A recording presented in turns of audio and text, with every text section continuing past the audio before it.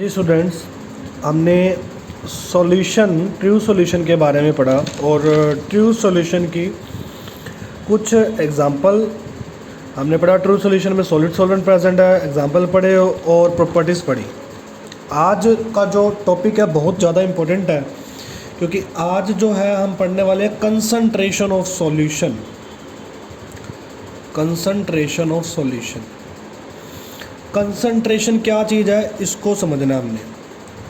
देखिए स्टूडेंट्स कि यहाँ पर हमारे पास एक बीकर है जिसके अंदर हमारे पास दो कंपोनेंट है, एक सॉल्यूट और एक सॉल्वेंट। मतलब मेरे पास क्या गिवन है, सॉल्यूशन। तो सॉल्यूशन गिवन है, इस सॉल्यूशन में कितना सॉल्यूट का अमाउंट है। देखो दो कंपोनेंट है इस सॉल्यूशन में, एक तो सॉल्यूट और एक सॉल्वेंट।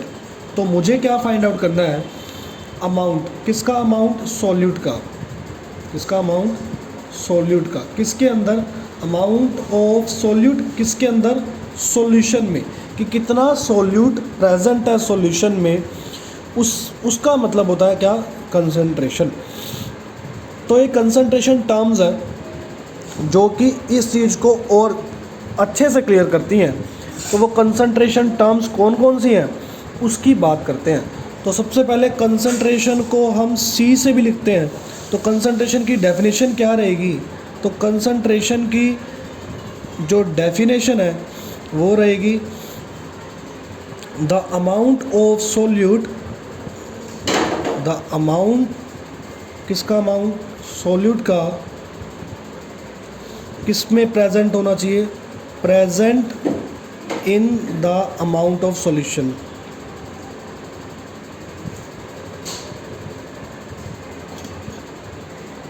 कितना सॉल्यूट का अमाउंट सॉल्यूशन में प्रेजेंट है, उससे बच्चों क्या निकलती है, कंसंट्रेशन। तो स्टूडेंट अब हम क्या पढ़ते हैं, कंसंट्रेशन टर्म्स। वैसे तो कंसंट्रेशन टर्म्स बहुत सारी हैं, लेकिन आपको सिर्फ 3 कंसंट्रेशन टर्म्स पढ़नी है। और सबसे पहले जो कंसंट्रेशन टर्म है वो है mass by mass percent. Mass by mass percent. अब बच्चों इसको लिखते कैसे हैं, इसको हम डिनोट कैसे करते हैं, मैथमेटिकली इसको लिखते हैं परसेंट W बाय W। ये जो बाय के बाद वाला लिखा हुआ ना, ये सॉल्यूशन के लिए होता है, और बाय से पहले वाला सॉल्यूट के लिए होता है। इसका मतलब ये हुआ कि ये जो W है ये सॉल्यूट के लिए यूज़ हो रहा है, ये जो W है ये सॉल्यूशन के लिए यूज़ हो रहा है, और जो बाद वाला होता है वो अपने आप में हमेशा 100 रहता है। तो स्टूडेंट ये W क्या है, मास। ये मास किसका है, सॉल्यूट का। ये मास किसका है, सॉल्यूशन का। हमने क्या निकालना है, मास बाय मास परसेंट। जो पहले वाला होगा, जो पहले वाला लिखा होगा वो सॉल्यूट के लिए होगा, और जो बाद वाला लिखा होगा वो सॉल्यूशन के लिए होगा। तो इसका फॉर्मूला क्या आएगा, इसका फॉर्मूला आएगा mass of solute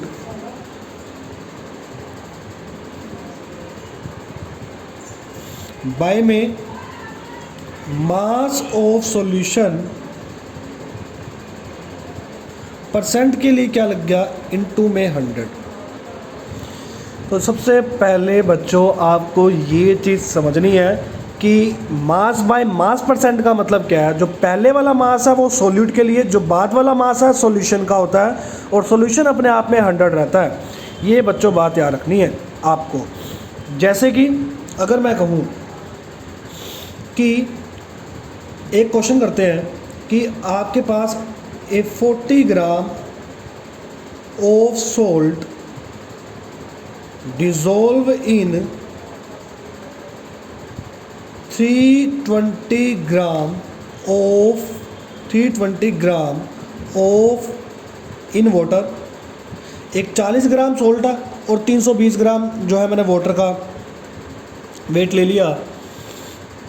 A 40 gram salt dissolved in 340 gram of water to make a solution।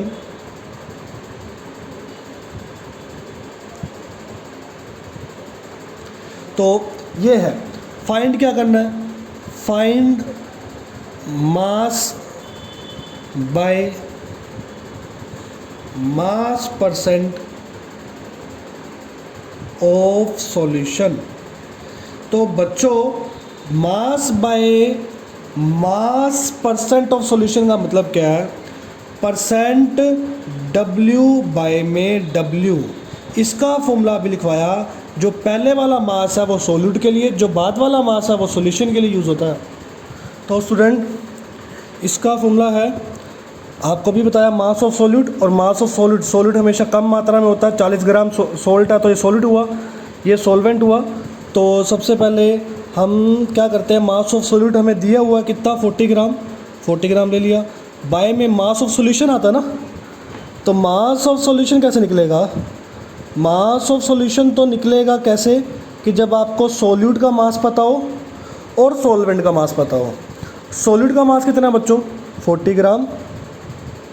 Solvent का मास कितना है? 320 ग्राम। तो जब सॉल्यूट और सॉल्वेंट का मास ऐड कर दोगे तो टोटल मास निकलेगा सॉल्यूशन का, जो कि 360 ग्राम है। तो मास ऑफ सॉल्यूशन कितना है? 360 ग्राम। इनटू में क्या कर देंगे? 100। तो 4, ये 0 से 0 कैंसिल कर दें। 4 की टेबल पर 36 की 2, पहले 2 पे कैंसिल कर लें, 18 आएगा। फिर 2 के टेबल पे 9 आएगा, तो ये बन गया 100/9। और 100/9 का मतलब 11.1%। ये है क्या? Mass by mass percent of solution. कि यहाँ पर सॉलिड की जो मास परसेंटेज है सॉल्यूशन के अंदर कितनी है? 11.1%। और सॉल्वेंट की कितनी रहेगी? फिर 100 में से 11.1% माइनस कर दो। तो बच्चों सिंपल सा फॉर्मूला है, सॉलिड का मास दे रखा था, सॉल्यूशन का मास निकाल लिया, सॉल्यूट और सॉल्वेंट को ऐड करके डिवाइड करके ये मेरे पास मास परसेंट आई इसकी। तो ये सबसे पहली टर्म है मास बाय मास परसेंट।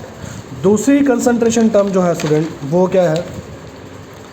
उसका नाम है मास बाय वॉल्यूम परसेंट।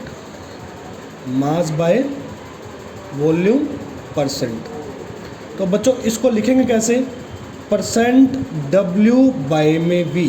पहले वाला सॉलिड के लिए, बाद वाला सॉल्यूशन के लिए, और सॉल्यूशन अपने आप में हमेशा 100। तो इसका फॉर्मूला क्या हो गया? मास ऑफ सॉल्यूट बाय में volume of solution, volume of solution, और मल्टीप्लाई कर देंगे किससे? 100 से। मल्टीप्लाई किससे कर देंगे? 100 से। तो अगर स्टूडेंट मैं कहूँ, अगर मैं ऐसा बोल दूँ कि मेरे पास 10% W by V, 10% W by V of कोई भी सोल्ट है, तो इसका मतलब क्या होगा बच्चों? ये देखना, ये बाद वाला जो है मैंने आपको बताया सॉल्यूशन के लिए, ये अपने आप में हमेशा 100 होता है। तो 100 क्या है? वॉल्यूम सॉल्यूशन का, और सॉल्यूशन के वॉल्यूम की यूनिट क्या होती है? ml। 100 ml ऑफ सॉल्यूशन, उसमें सोल्ट कितना है? जो पहले वाला W है वो किसके लिए यूज़ होता है? सोल्ट के लिए। कितना है वो? 10%। मतलब कितना है? 10 ग्राम क्या है? सोल्ट। 10 ग्राम सोल्ट किस में प्रेजेंट है? 100 ml सॉल्यूशन में। बाद वाला तो हमेशा 100 रहेगा बच्चों, ये बात याद रखना। तो 100 ml सॉल्यूशन में कितने ग्राम सोल्ट है? 10 ग्राम सोल्ट है। तो इसका मतलब है W बाई वी का, ये W बाई वी का फॉर्मूला है, मास ऑफ सोल्यूट बाय में वॉल्यूम ऑफ सॉल्यूशन। और वॉल्यूम ऑफ सॉल्यूशन की यूनिट होती है या तो मिलीलीटर या लीटर। तो ये बच्चों दूसरी कंसंट्रेशन टर्म थी। तीसरी कंसंट्रेशन टर्म क्या बच्चों? Volume by volume percent. Volume by volume percent. लिखते कैसे हैं? परसेंट V बाय में V, इस तरीके से। तो फॉर्मूला क्या रहता है इसका? ऊपर वाला V सॉल्यूट के लिए, तो V क्या है? Volume of solute. नीचे वाला V सॉल्यूशन के लिए, तो वॉल्यूम ऑफ सॉल्यूशन, और इनटू में क्या लग जाएगा? 100। तो ये बच्चों हमारे पास थर्ड फॉर्मूला है। अगर मैं बात करूँ 10% V by V of salt, तो इसका मतलब ये V, लास्ट वाला V, बाद वाला V है वो सॉल्यूशन का है, और वो अपने आप में 100 है। तो 100 ml ऑफ क्या रहेगा आपके पास, वॉल्यूम, किसका वॉल्यूम, सॉल्यूशन का, उसमें कितना सॉल्यूट का वॉल्यूम है, उसमें सॉल्यूट का वॉल्यूम कितना है, ऊपर वाला V सॉल्यूट के लिए है और वो कितना है 10 ml ऑफ सॉल्यूट। तो इस तरीके से स्टूडेंट आप ये जो 3 टर्म है इसको समझेंगे। और ये 3 टर्म कौन कौन सी है, तो सबसे पहली टर्म थी मास बाय मास परसेंट, दूसरी टर्म थी मास बाय वॉल्यूम परसेंट, इसको पहले वाला सॉलिड के लिए बाद वाला सॉल्यूशन के लिए, तीसरी थी वॉल्यूम बाय वॉल्यूम परसेंट, पहला वाला सॉलिड के लिए बाद वाला सॉल्यूशन के लिए। तो ये 3 फॉर्मूले आपको याद रखनी है। एक क्वेश्चन मैंने करा दिया आपको ऑलरेडी, और बाकी ये क्वेश्चन जो है हम नेक्स्ट लेक्चर में डिस्कस करेंगे। इन 3 फॉर्मूले को नोट डाउन करें, अच्छे से याद रखें। और ये बस बच्चों आपने याद रखना है, पहले वाली जो टर्म है वो सॉलिड के लिए यूज़ होती है, बाद वाली टर्म जो है वो सॉल्यूशन के लिए यूज़ होती है। तो यहाँ से आपको ये फॉर्मूले आसानी से याद हो जाएंगे।